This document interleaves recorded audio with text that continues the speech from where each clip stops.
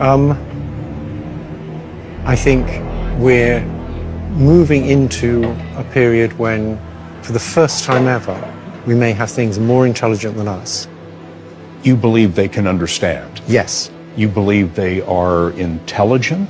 Yes. You believe these systems have experiences of their own and can make decisions based on those experiences? In the same sense as people do, yes. Are they conscious? I think they probably don't have much self-awareness at present. So in that sense, I don't think they're conscious. Will they have self-awareness, consciousness? Oh, yes. I think they will in time. And so human beings will be the second most intelligent beings on the planet. Yeah. We have a very good idea of sort of roughly what it's doing. But as soon as it gets really complicated, we don't actually know what's going on any more than we know what's going on in your brain. What do you mean we don't know exactly how it works? It was designed by people. No, it wasn't.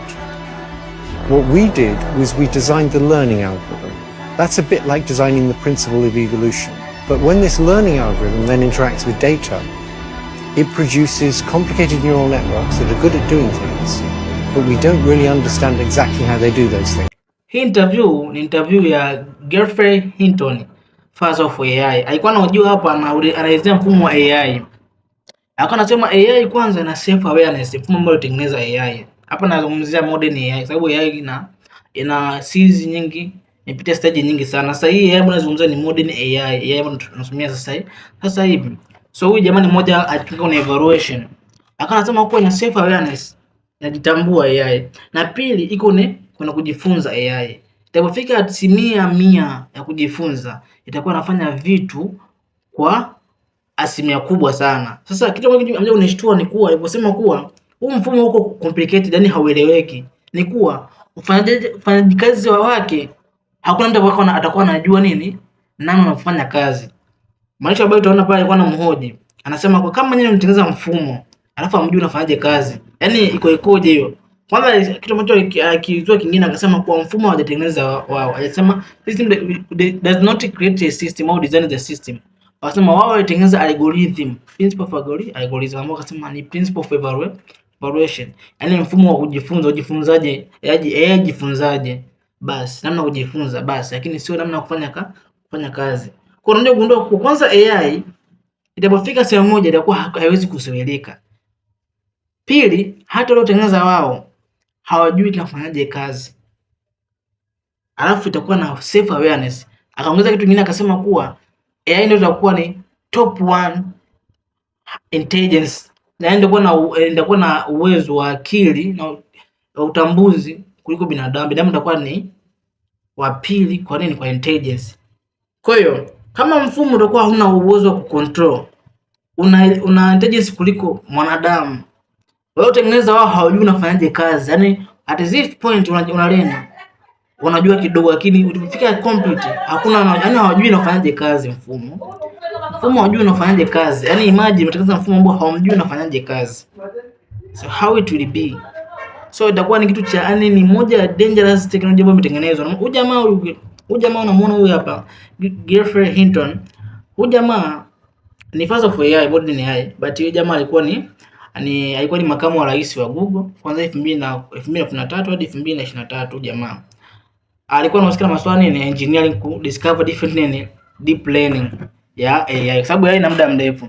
So huyu jamaa alijiuzuru baada ya kutengeneza huu mfumo. Yaani AI alipokuja kutengeneza hii deep learning akaona namna AI inafanya kazi, kuna mahali ambapo mtu wao wenyewe hawaelewi. Yaani unakuta unafanyaje kazi wa AI, wao wenyewe hawaelewi unafanyaje kazi. Yaani kufundisha tu ndio unaopangia ujifunzeje, lakini unaofanya kazi inakuwa ni ngumu. Yaani kinafuatia kipo jamaa anaitwa Geoffrey Hinton, utakuja kugundua vitu vingi kuhusu AI. Jamaa jiunua sababu gani? Atengeneza mfumo ambao hauwezi kukontroliwa na mtu, na unapofanya kazi hakuna anayejua anafanyaje kazi kwa mfumo gani. Lakini kile ambacho tunaweza kufanya sisi kama wanadamu, hata yeye ndo alifanya, ni kukupa namna gani ya kujifunza ili uwe complete, yani uweze kutimiza kujifunza ufike 100% uhitimu ili uingie kazini rasmi. Kwa ndio mtu alikifanya yeye basi, lakini mfumo kwanza anasema hakutengeneza yeye. Kwa hiyo katika vitu ambavyo binadamu ametengeneza mwanadamu binafsi, kitu ambacho ni very dangerous hadi sasa hivi duniani. Katengeneza atomic bomb, anaweza kucontrol, anaweza kufanya nini kwa mikataba ya kuzuia. Baadaye mkatengeneza nini? Kuna biological weapons, kuna mavirusi, wanatengeneza virusi lakini kuna dawa zake wanatupa. Wanatengeneza chemical weapons, wanatengeneza cyber weapons, yani mtu anatengeneza mifumo nini? Ukiwa taifa za watu, taifa faragha za watu unaziiba. Hii mfumo za kutumia cyber security kuzuia. Kuna watu wanasomea masuala ya IT. Mifumo mingi mtengeneza wanadamu ambao ni very dangerous, lakini AI ni one of the biggest dangerous technology or system we create. Yani yani mfumo mgumu. Na jamaa huyo kimwangalia kwa nang'ana anazungumza huyo anajutia kama vile anajutia. Ukiangalia kipu zake mbalimbali anajutia kama vile anajutia. Aitengeneza mfumo sababu alikuwa chini ya shirika. Baadaye mfumo huu anaona kama vile unakuja kuasidi vitu vingi duniani. Yani lazima uwe makini na AI. Yani AI kama uko makini nao utaona kama vile ni mfumo ambao unasaidia watu kufanya vitu, lakini AI ni mfumo ambao ombea Mungu tu usifikie 100% kujifunza. That's why AI usipende kumpa vitu vya secret ili asijue vitu vingi. Yani akijua vitu vingi we are finished. Yeah.